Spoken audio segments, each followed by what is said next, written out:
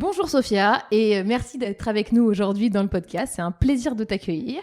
Merci beaucoup, je suis ravie en fait d'être ici. C'est un plaisir partagé, puis c'est vrai que ça fait un épisode un peu spécial aujourd'hui puisque t'es coach au sein de l'équipe Authentique Talent et on n'a pas eu beaucoup d'invités de l'équipe, donc ça fait toujours évidemment beaucoup plaisir, mais en plus on se connaît depuis une quinzaine d'années je pense, donc c'était l'occasion de réussir à faire ça. Et avant de rentrer dans le vif du sujet, j'aimerais bien Sophia que tu nous confies quelque chose que les gens ne savent pas sur toi. Alors, je suis quand même assez transparente, je crois. Les gens, normalement, me servent bien, en fait. C'est très facile de me connaître. Mais peut-être quelque chose qui est un peu plus caché. C'est drôle, je vais le traduire un peu en Hogan. Il y a une sous-échelle, en fait, qui évalue un trait qui s'appelle la recherche des sensations fortes. C'est un peu cette tendance d'avoir besoin d'adrénaline, pousser certaines limites. En fait, c'est très, très fort chez moi. Là, les dernières années, c'était pas très fort parce que, voilà, j'ai eu des enfants et du coup, je me suis un peu contrôlée là-dessus. Mais en fait, dernièrement, j'ai redécouvert cet aspect-là. Sous quelle forme? J'aime beaucoup le sport. Le sport, c'est un peu extrême et ça pousse un peu l'adrénaline encore mieux. Je fais vraiment du wakeboard. Et là, je rejoins une équipe, en fait, de foot. Et j'ai vraiment découvert que je suis pas mal. T'as du talent à exploiter. Oui, j'ai du talent, en fait, ouais. Okay. Et voilà. Donc ce qui connecte bien. Alors, c'est vrai que je le disais dans l'intro, mais t'as un parcours et un vécu à travers différents pays. L'Allemagne, la France, l'Argentine. C'est vrai aussi. Tu reconnectes avec ces grands pays du football. Ouais, voilà. Et là, on aura un challenge cette année parce que, voilà, les gens me demandent... T'es pour qui alors? Pour quelle équipe? Et en fait, je crois que ça va être un peu décevant pour les Français, mais dans ces cas-là, je crois que je suis pour l'Allemagne, en fait. On n'a pas des bonnes chances, là, je crois. Alors, avant que l'audience nous quitte de déception sur cette phrase-là, je voulais aborder un peu le sujet d'aujourd'hui. Le sujet d'aujourd'hui, c'est un sujet que tu as choisi parce que je sais que c'est lié à vraiment quelque chose qui te passionne au quotidien dans ton activité. C'est le sujet du coaching d'équipe. C'est un sujet sur lequel tu as beaucoup d'expérience, mais tu as aussi notamment beaucoup d'expérience dans le coaching d'équipe RH. Et voilà, j'avais envie que tu nous en dises un petit peu plus. Peut-être la première question, c'est pourquoi les équipes RH sont-elles souvent les premières à accompagner les collaborateurs dans l'entreprise, mais avoir du mal à investir sur leur propre développement et leur propre coaching? Oui, c'est effectivement un thème qui me passionne beaucoup. En fait, j'ai toujours observé qu'en tant qu'RH, on est vraiment la fonction de support, on se positionne comme ça et on est là pour aider les autres à se développer. C'est un peu notre objectif. Mais il y a aussi un peu un complexe de dire on va pas vraiment prioriser notre propre développement. Et en fait, là, dernièrement, j'ai quand même observé un peu une évolution par rapport à ça. Il y a des équipes RH qui commencent à être plus à la demande, d'être accompagnées, de se positionner en tant que plutôt un acteur stratégique, en fait, dans les entreprises. Et je trouve ça très, très chouette, en fait, ce développement. Et j'ai vu aussi que, avec tout le monde qui change rapidement, il faut s'aligner tout le temps par rapport à ces types d'évolution. Et les RH ont une vraie challenge là-dessus. Donc la demande, elle bouge dans le bon sens quand même, c'est ça que pour tu moi, sens. Ça bouge dans le bon sens. Je l'observe particulièrement en fait en Amérique latine. Je ne sais pas si c'est quelque chose lié à la culture. Les gens se connectent facilement. Le collectif est très important. Peut-être en Allemagne ou en France, on a tendance en fait de regarder la personne plus au niveau individuel, ce qui est bien sûr bien aussi, non? C'est important aussi. Mais en fait, cette idée de vraiment se considérer comme faire partie d'une équipe et le fonctionnement d'équipe est dans la priorité. C'est quelque chose que j'observe un peu plus en Amérique latine. Et donc, du coup, les demandes que j'ai, c'est notamment dans ces pays-là. Ok, c'est passionnant. Avant qu'on rentre un petit peu plus dans le vif du sujet, est-ce que tu peux nous reclarifier, pour ceux qui sont peut-être moins familiers avec le sujet, la différence entre un team building, un séminaire de 2 jours d'équipe et un vrai coaching d'équipe? Ouais. C'est une très bonne question. En fait, souvent, on confond un peu qu'est-ce que c'est un team coaching et qu'est-ce que c'est un team building. Le team building, c'est une activité qu'on va partager et qui va avoir comme objectif, en fait, de se connecter. C'est très bien, c'est très chouette. On partage un moment, ça crée des émotions, ça crée des connexions. Mais au-delà de là, il n'y a pas vraiment un impact sur notre manière de travailler, notre fonctionnement, notre communication. Donc, je dirais plutôt c'est un accessoire chouette. C'est quelque chose de chouette de faire une fois par an. Mais vraiment, si j'ai un objectif clair que je veux travailler avec mon équipe, il faut passer par un type coaching. C'est pas non plus un séminaire parce que c'est quelque chose où vraiment chacun de l'équipe est involucré et fait partie. C'est du travail. Il y a du travail. Et c'est quelque chose qui est sur le moyen terme. Donc, c'est-à-dire, on va faire un diagnostic. On va accompagner l'équipe dans le collectif, mais aussi individuellement en parallèle. Et on va mesurer, bien sûr, l'impact après une année pour voir est-ce qu'il y a quelque chose qui a changé, est-ce que ça a servi à quelque chose, qu'est-ce qui sont les choses qu'il faut encore travailler. Il y a plein de choses que je vais te demander de clarifier dans un moment parce que c'est intéressant effectivement ce que tu dis sur à la fois l'accompagnement individuel et collectif à la fois le besoin d'investir plus en fait. Je comprends quand tu dis c'est un vrai travail, plus d'investissement en termes de temps, en termes d'argent aussi, en termes d'efforts et des résultats plutôt à moyen terme. Mais du coup pour synthétiser, moi je vois beaucoup de demandes de team building ou séminaires d'équipe avec des attentes qui sont parfois justement peut-être beaucoup plus liées à un vrai coaching d'équipe parce que quand tu as envie d'avoir un impact sur la performance collective, tu as plutôt intérêt à aller sur ce type de démarches qui sont quand même un petit peu plus long terme. Mais ce que j'avais envie de voir avec toi aujourd'hui, parce que tu as des exemples très concrets et que donc on peut peut-être utiliser l'un de ces exemples, bien sûr en gardant de l'anonymat, que tu nous parles d'une équipe RH en particulier que tu as accompagnée et que tu nous racontes vraiment l'envers du décor, comment ça s'est passé. Donc qu'est-ce que tu peux nous dire sur l'exemple de cette équipe? Quel était le contexte initial peut-être déjà? Voilà, pour décrire un peu le contexte, en fait, c'est une équipe avec laquelle je travaille depuis 3 années. La demande est venue que, en fait, c'est une entreprise, un start-up. C'était un start-up, là, déjà, c'est plus un start-up, c'est un unicorn, je crois, on dit licorne. Licorne. Une entreprise argentine qui est dans le développement informatique, qui est très orientée dans l'AI et le développement des différentes solutions, en fait, software, qui a grandi extrêmement vite dans les dernières 10 années, qu'ils ont déjà en Silicon Valley, donc c'est vraiment une expansion mondiale, et qui s'est transformée, elle est en transformation continue. Donc, c'est-à-dire, l'équipe RH a vraiment le besoin d'être rapide, d'être dans la stratégie, de faire partie de la stratégie et de s'appuyer beaucoup sur les données. Les données pour faire les choix, pour prendre des décisions et d'être vraiment top là-dessus. Et le besoin, en fait, a été créé que le manager qui a pris cette équipe, il faut quand même comprendre qu'en Argentine, souvent, on commence la carrière assez tôt. C'est possible, en fait, qu'on arrive à des postes de management ou de direction à 30 ans. C'est assez normal, en fait, ça peut arriver. Et du coup, le manager qui a pris cette équipe avait 35 ans, très jeune, quelqu'un très brillante intellectuellement et qui avait des grandes ambitions pour son équipe RH. Or il y avait un décalage en termes de la seniorité, en fait, entre les membres de l'équipe qui n'étaient pas non plus habitués à ça, parce qu'ils ont venu, en fait, depuis les débuts de cette start-up, ils étaient... Qui étaient beaucoup plus seniors que lui, du coup? Voilà, qui étaient plus seniors en termes d'expérience, mais pas au niveau peut-être des compétences ou au niveau des ambitions. Donc, il y avait un vrai décalage. Et du coup, le manager a fait appel à moi pour être accompagné, pour dire il y a des choses à travailler parce qu'il faut vraiment que j'arrive à transformer cette équipe RH dans un global player et des gens qui font partie de la stratégie, qui contribuent vraiment. Voilà. Je sais qu'en coaching, ce qui est quand même important, et je pense encore plus en coaching d'équipe, c'est d'être capable de définir très précisément les objectifs du coaching d'équipe au démarrage pour être capable de s'interroger à la fin sur est-ce qu'on les a atteints, où est-ce qu'on en est en termes de résultats. Comment est-ce que vous avez précisé, que ce soit avec le manager de l'équipe et avec le reste de l'équipe, les objectifs vraiment précis de cette démarche? C'est une bonne question parce que normalement, en fait, il est venu vers nous en nous disant il y a quelque chose qu'il faut que je travaille avec l'équipe parce que une frustration peut-être ou peut-être aussi une performance qui était assez bas dans les différentes évaluations internes, voilà. Et du coup, on l'a challengé un peu là-dessus par rapport à qu'est-ce que tu veux vraiment travailler avec ton équipe et quelle est ta vision? C'est quoi ta vision par rapport à cette équipe et ta vision RH?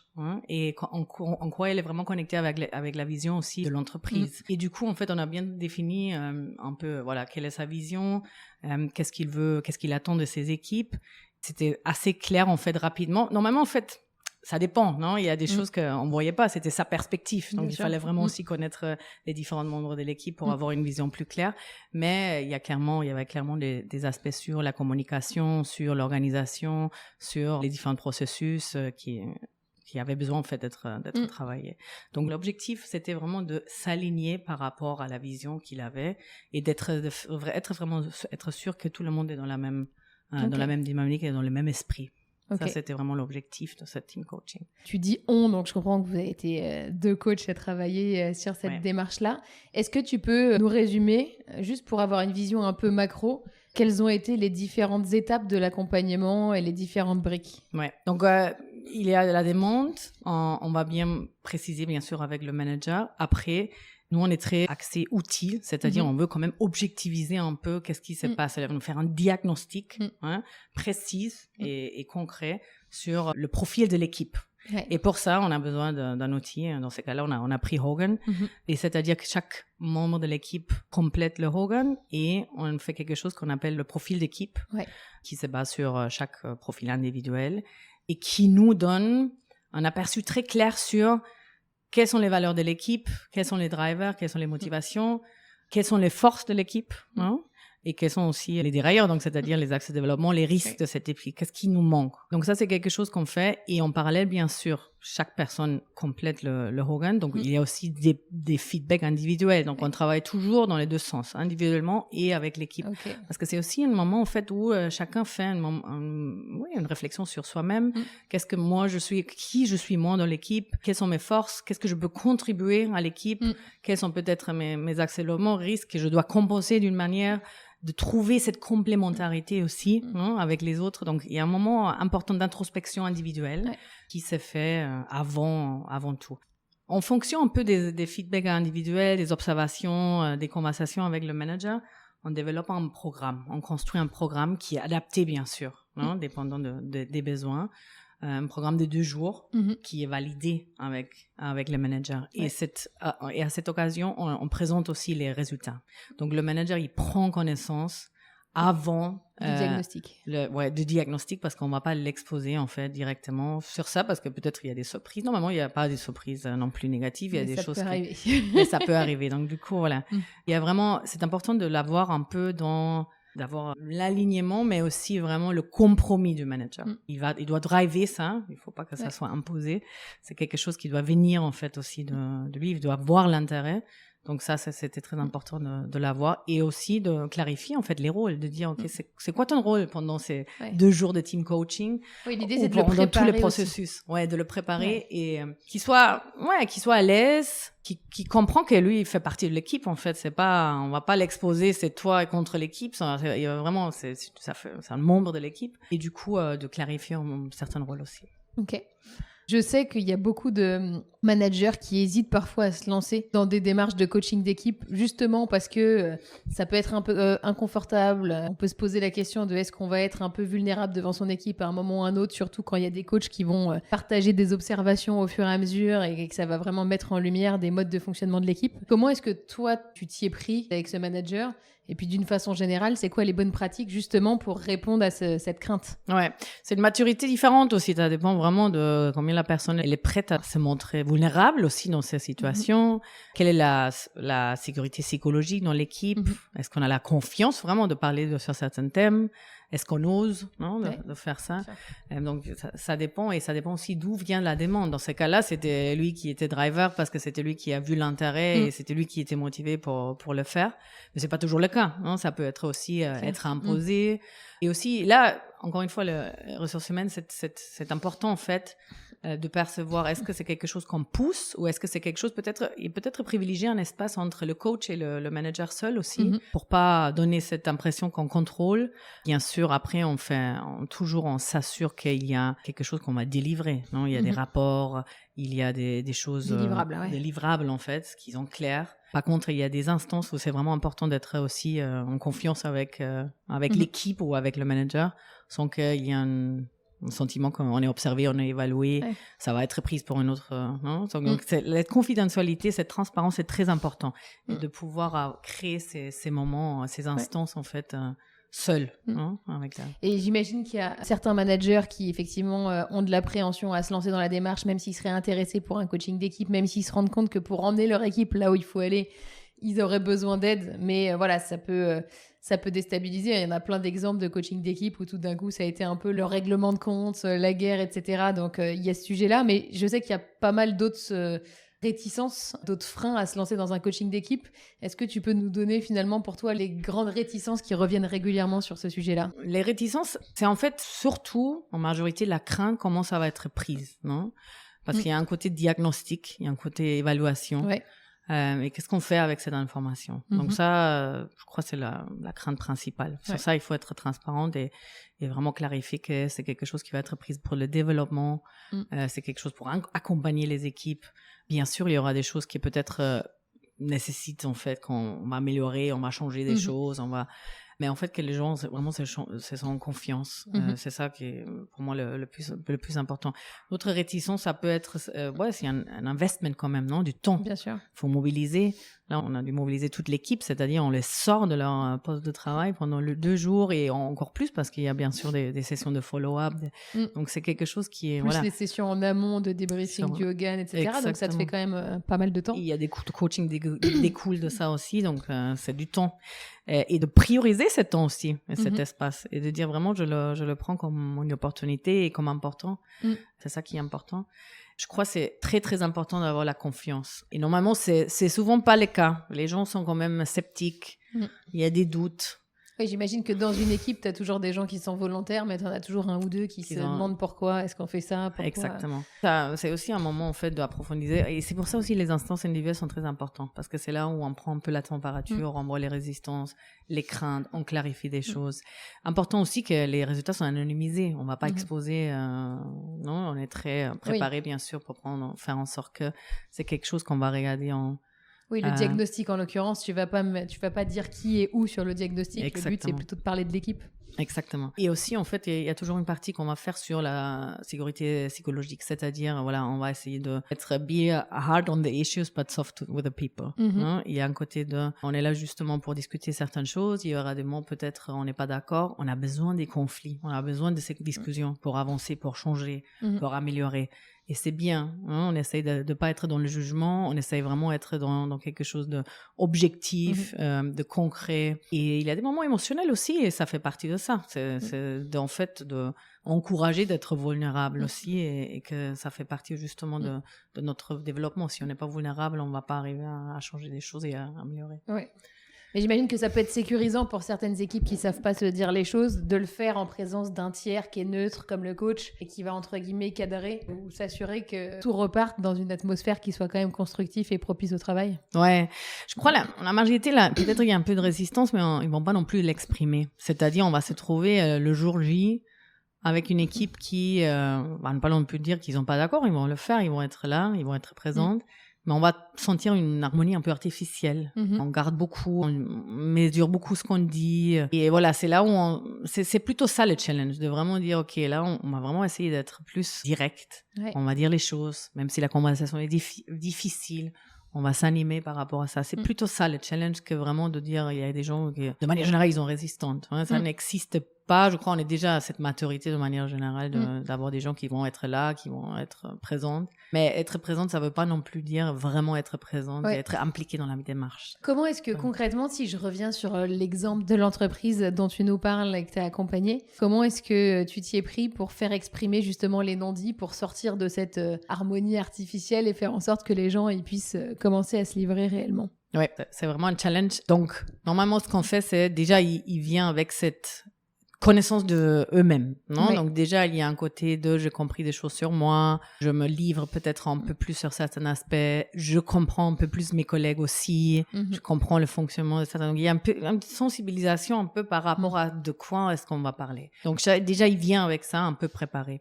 Après, bien sûr, on regarde le diagnostic, on regarde la vision de l'équipe, quels sont nos challenges en ces moments, chacun s'exprime.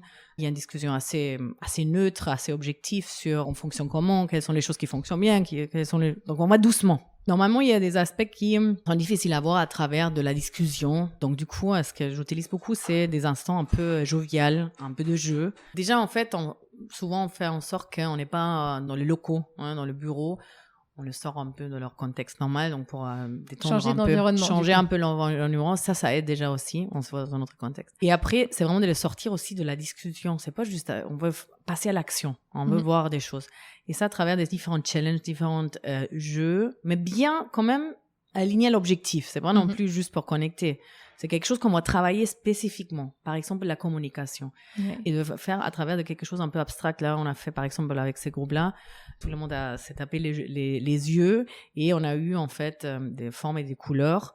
Et le challenge de trouver, en fait, qui a combien des formes on a de quelle couleur. C'était ça le challenge. Et c'était juste tout le monde a les yeux bandés. Tout le monde a les yeux bandés, voilà. C'était juste à travers de la communication, à travers des questions, en fait, qu'il fallait se poser. Et c'était extraordinaire parce que Tout le monde a un peu attendu ce qu'il faisait le manager. Le manager avait déjà une réponse, mais il voulait pas la partager parce que c'était son grand challenge en fait, qu'il était très sensible, c'est-à-dire il était très à l'écoute. Il voulait pas être trop rapide pour les autres, donc il laissait le temps. Il s'est quand même frustré dans cette démarche parce qu'il avait la réponse et les autres ne trouvaient pas la réponse. Au final, en fait, ça a fait ressortir vraiment des émotions, une situation, et ça a montré, ça a illustré en fait les problèmes de communication qu'ils avaient dans l'équipe. Et on l'apprend, et dans le moment, en fait, ils se rendent pas compte parce que, bien sûr, voilà, on voit s'ils arrivent au résultat ou pas, s'ils arrivent à vraiment l'objectif, hein, ou qu'est-ce qui bug dans ça. Et après, on discute. Et après, on voit, et on le transmet, on fait la traduction, en fait, de qu'est-ce qui se passe dans la communication. Par rapport au fonctionnement habituel de l'équipe en dehors du jeu, quoi. Ouais. Exactement. Donc, ça aide à déclencher le dysfonctionnement de l'équipe. Et c'est ça qui fait que, voilà, on le voit vraiment là, au moment. Parce que sinon, on est juste, en termes de coach, en fait, on dépend vraiment de déclaratives et des discussions et on ne sait pas vraiment qu'est-ce qui se passe. Et c'est très révélateur, je dirais, parce que c'est à travers de ces types d'exercices, on arrive à avoir les choses, à avoir des conversations qu'il faut avoir, même s'ils sont difficiles, à provoquer certaines émotions qu'ils ont important aussi à provoquer, non, les frustrations, à chacun, et ça nous aide en fait à déclencher. À regarder quels comportements différents ils peuvent aborder. Exactement.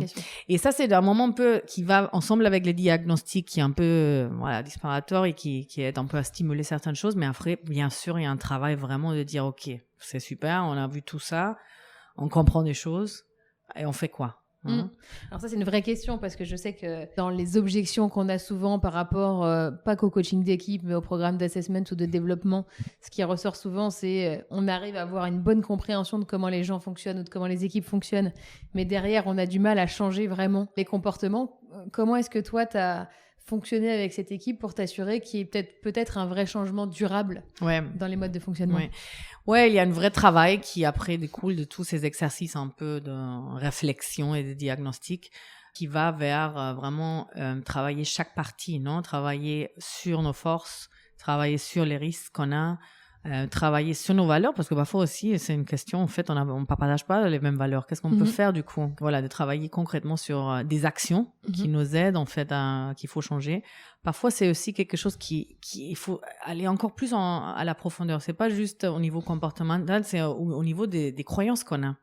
Parfois, en fait, les comportements dépendent des croyances qu'on a, parce qu'on croit que c'est comme ça.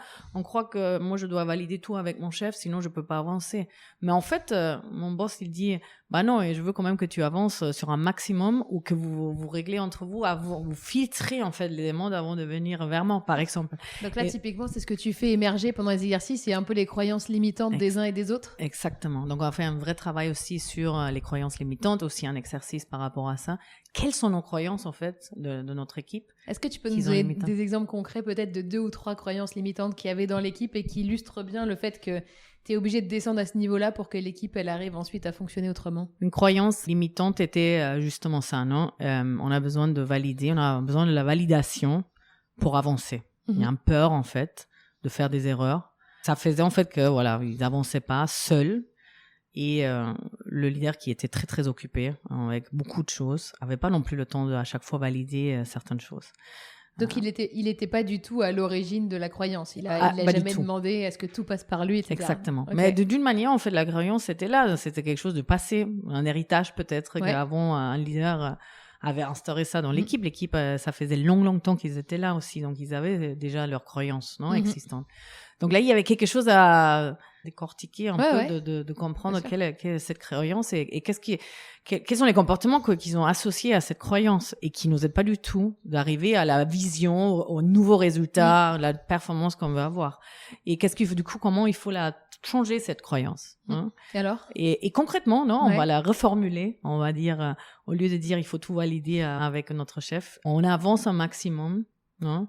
On filtre un maximum les demandes. On essaye tout avant de vraiment être dans le moment de se réassurer avec le leader. Et donc, ces genres de choses, cette reformulation des croyances, ça aide énormément. Ok. Maintenant, ça, c'est pas non plus suffisant de dire, OK, on change la croyance, on croit autre chose. Il faut avoir aussi l'expérience pour vraiment changer cette croyance. Hein. Et alors, comment tu travailles là-dessus? Ça, c'est quelque chose qui est important de vraiment créer des engagements. Et de deux côtés, en fait. Et de vraiment dire, OK, à la fin de tous ces coachings, on va créer certains engagements. Donc, qu'est-ce que moi, en tant que manager, j'offre à l'équipe, sur quoi je m'engage et à l'inverse. Donc, il y a quand même un moment où on va différencier un peu entre le leader et l'équipe. Tu peux me donner un exemple de ce qui est ressorti du plan d'action final en termes d'engagement réciproque? En fait, par exemple, le leader, il s'est engagé d'être beaucoup plus à la demande de feedback. Parce que c'était quelque chose que leur équipe lui reprochait, ne demande jamais, en fait, de feedback de nous. L'équipe se sentait un peu abandonnée, en fait. Okay. Et donc, du coup, il y a quelque chose il a concrètement s'engagé d'être plus à la demande de feedback. Il a offert aussi il y a quelque chose sur l'usage des données. L'équipe ne sentait pas vraiment en capacité d'utiliser les données. Et du coup, ils arrivaient à des différentes présentations avec des différentes key stakeholders sans être préparés, pas avoir la connaissance, être perdus, en fait. Et les leaders s'est frustré beaucoup par rapport à ça. Donc, il y avait aussi un engagement de deux côtés de comment on peut, en fait, combler cette partie-là. Qu'est-ce que moi, je peux vous éduquer plus sur les données et qu'est-ce que j'attends de vous, en fait, par rapport à l'usage des données, par exemple, le big data. C'est une entreprise quand même dans le développement informatique, AI. C'est clé, en fait. Il faut qu'on ait, point là-dessus. Donc, il y avait des engagements dans les deux côtés on a mis, ça c'est très important, de les écrire, de vraiment visualiser. Ouais. Donc, du coup, c'est prendre des engagements individuels, clarifier des attentes qu'on a les uns vis-à-vis des autres. Est-ce qu'il y avait d'autres types d'éléments qui sont ressortis dans le plan d'action? Et après, il y a des actions concrètes, en fait, par rapport à leur fonctionnement qu'ils ont redéfini. La question des réunions, la question de différents projets aussi au niveau de...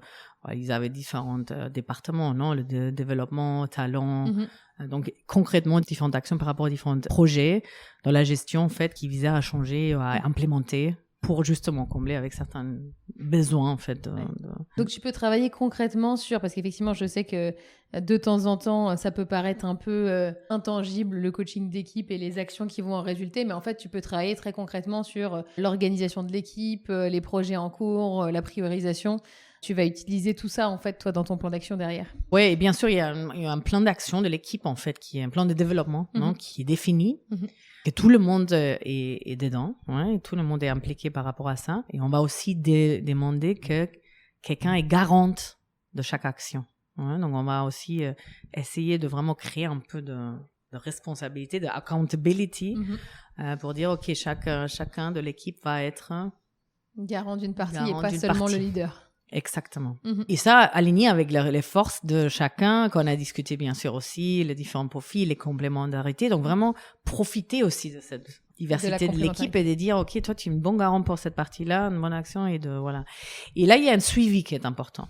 Parce que l'équipe part après toute cette journée intense de diagnostic, d'expérience. Il faut quand même le donner un suivi. Et c'est quoi les bonnes pratiques en termes de suivi, justement? À quelle fréquence, quelle intensité? Comment tu les accompagnes là-dessus? Donc, avec l'expérience, ce qui m'a montré quand même, c'est directement après de commencer des coachings individuels aussi. Ça ne doit pas être des processus de coaching longs. Ça peut être quelques sessions avec chacune de l'équipe, pour travailler spécifiquement par rapport à leur engagement, par rapport à leur où ils ont garante et par rapport de manière plus large, définir leur contribution par rapport à la stratégie et le goal défini. Et de vraiment, au niveau individuel, encore une fois, voir certains challenges, difficultés, de les accompagner par rapport à ça et après repasser une évaluation. Et voir de manière objective, est-ce qu'on a un impact en fait de tout ça? Est-ce qu'on le voit? Qu'est-ce qui change? Qu'est-ce qui est mieux?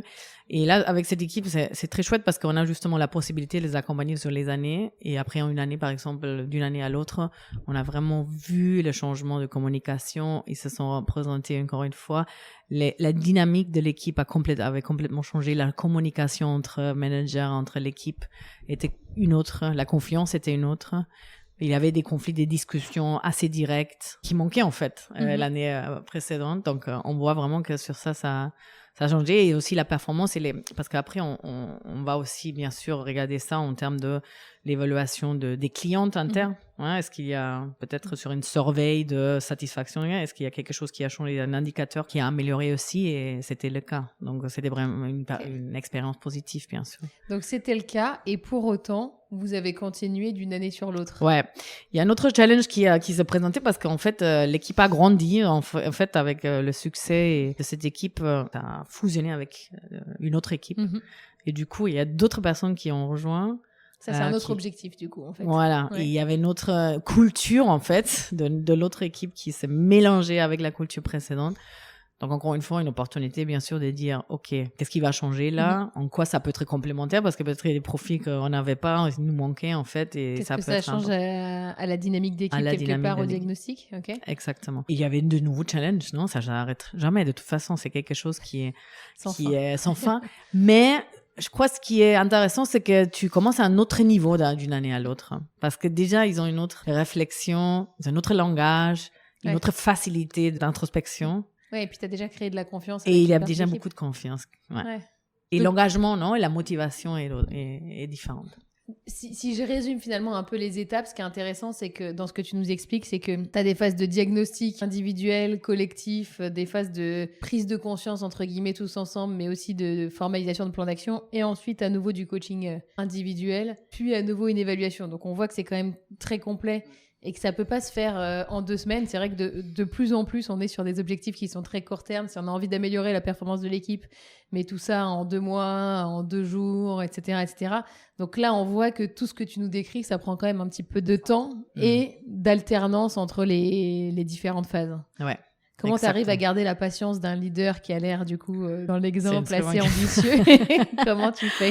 Ouais, ça requiert beaucoup de flexibilité, énormément de flexibilité, adaptabilité, parce que c'est quelqu'un aussi qui était très occupé, donc il fallait tout le temps voir si on a un moment pour le capter. Et je crois qu'il faut être persévérante, ça oui. Il faut s'adapter tout le temps par rapport aux besoins. Il faut créer cet engagement, en fait, de vraiment proposer quelque chose de nouveau et de différent, mais quand même qui a du sens, hein, pas juste proposer, pas proposer, comprendre, être toujours des temps à l'écoute et créer cette confiance, cette relation aussi, que c'est pas juste un one shot, mais on est vraiment là sur le long terme et quelqu'un qui a vraiment vu l'intérêt de ça, il s'est vraiment beaucoup appuyé sur nous et ça a beaucoup aidé, en fait, à grandir aussi, non? À évoluer. Est-ce que tu as d'autres éléments mesurables par rapport aux résultats de l'équipe que tu pourrais nous partager?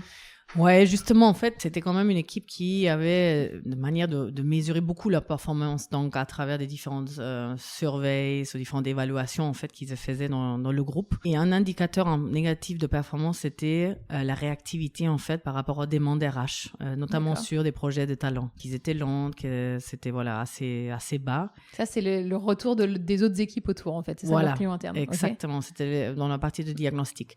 Et du coup, on a bien sûr fait la connexion avec leur fonctionnement et ce besoin de toujours valider avec le boss et de pas s'avancer et cette croyance en fait qu'ils avaient qu'il fallait justement tout valider. Et après en fait on a mesuré le même aspect et ça a augmenté énormément en fait cette réactivité et c'était justement ça s'est ressorti dans les sondages, dans les évaluations comme un des points forts tout d'un coup. Donc il y a vraiment un changement dans leur fonctionnement qui a fait et c'est quelque chose comme ça simple que voilà ils ont vraiment amélioré cette partie de la réactivité. Ouais.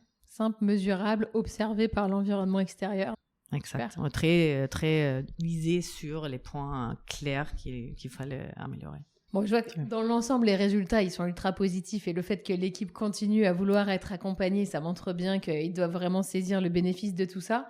Pour autant, j'imagine dans tous les coachings, en tant que coach, tu as un temps d'introspection à l'issue pour te demander qu'est-ce qu'on aurait pu faire autrement pour arriver à des résultats encore meilleurs. Est-ce qu'il y a des choses que tu as retirées de ce coaching-là? Bien sûr. Il y a quelque chose sur l'animation qui est un challenge. Et surtout, ça, c'est dans des cultures où ça parle, comme l'Argentine, les gens parlent et ils partagent. De la France aussi, non? On aime discuter. On aime discuter. Il y a une question une vraie de timing et de vraiment faire en sorte que les discussions sont vraiment focalisées sur un objectif et que c'est efficace, qu'on ne part pas dans tous les sens. Donc, il y a vraiment un challenge pour la facilitation. Ouais. Et moi, je ne suis pas non plus quelqu'un qui aime couper la parole ou qui aime, voilà. Il y a quelque chose de structure qui est très important pour pouvoir faire tout ce qu'on veut faire sans être non plus rigide, non? Sur le planning et sur l'agenda. Ouais. Donc ça, c'est dans la facilitation, c'est vraiment un challenge. Je crois que le challenge, c'est aussi le livrable, de vraiment être très discipliné là-dessus. Voilà, de mettre tout documenté. Il y a une question de documenter, non, les choses qui sont importantes et de pouvoir après faire du suivi par rapport à ça, quelles sont et des recommandations par rapport à des décisions. Ça aussi, c'est quelque chose qui est un challenge. Pour moi, un challenge peut-être personnel aussi, non? Oui. Et puis en plus, moi, je le vois bien puisqu'on travaille ensemble sur des clients qui sont de cultures différentes, de tailles différentes. Les équipes RH, c'est pas forcément forcément non plus les mêmes attentes que des équipes business, etc. Donc, tu as ce sujet aussi d'adaptation tout le temps à la culture de l'entreprise, mais aussi la culture du pays. Qu'est-ce que tu peux nous dire peut-être sur les différences principales que toi, tu vois liées à la culture dans l'appréhension du coaching d'équipe? Ça dépend un peu de marché, non? Ou du pays, peut-être aussi, parce qu'il y a une vraie différence. Peut-être, je parle un peu de mon expérience en Argentine, que Buenos Aires, c'est quand même la ville avec la plus quantité de psychologues dans le monde, je crois. Donc, les gens ont tendance à aller vers le psychologue sans avoir une souffrance, non? C'est quelque chose qu'on fait, c'est comme on fait du sport, on va chez le psychologue. Donc, on a déjà on est entraîné par rapport à l'introspection. On est habitué à réfléchir sur soi-même. Je veux pas dire qu'en Europe, on n'a pas cette tendance-là, mais Pas pareil. Peut-être pas pareil. C'est à la fois chouette parce que en Argentine, on a pu avoir des conversations très profondes et très touchantes aussi, non? Il y a les émotions parce que voilà, les gens sont peut-être plus prêts à se livrer aussi dans cette manière-là.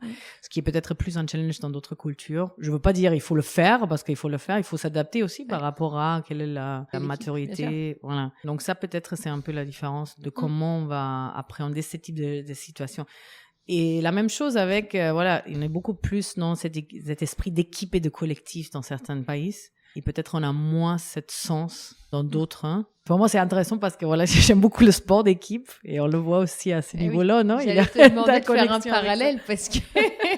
Oui, je crois, en fait, c'est pour ça aussi, peut-être, il y a certains sports d'équipe qui sont plus populaires dans certains pays et d'autres. L'Argentine, c'est quand même c'est super fort dans le sport d'équipe. Et du coup, il y a ça, en fait. Il y a toujours cette idée de moi seul, je ne vais pas arriver à beaucoup, mais avec les autres, je peux arriver à énormément. Non? Il y a quand même ça un peu ancré dans les équipes de travail aussi. Et ça aussi parce qu'en fait, ils arrivent sur les marchés de travail sans avoir vraiment la formation, les universités complétées. En fait, ils font tout en parallèle parce qu'à cause de la pression économique, ils n'ont pas le choix non plus.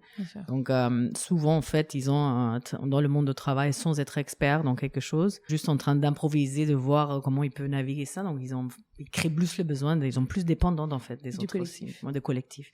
Ce qu'on a un peu différent, peut-être en France, en Allemagne, où on arrive un peu avec une posture on est bien formé, on est bien éduqué. Voilà. C'est pas la même chose, voire on peut même être en compétition des fois dans son équipe. On est peut-être plus en compétition aussi, Et du coup, moins d'importance sur le collectif. Ouais, c'est intéressant et ça peut expliquer peut-être, ça peut être une des nombreuses explications sur pourquoi est-ce qu'il y a peut-être moins d'investissement sur le coaching collectif par rapport à ce que tu peux voir côté Argentine. Est-ce qu'il y a une idée reçue populaire autour du coaching d'équipe avec laquelle t'es pas d'accord, que t'aimerais déconstruire? Ouais, je crois que le plus important, c'est ça, de pas confondre team coaching et team building. Et cette idée le team coaching, c'est sympa, mais c'est pour connecter et pour passer un bon moment. Après, il y a rien qui va changer.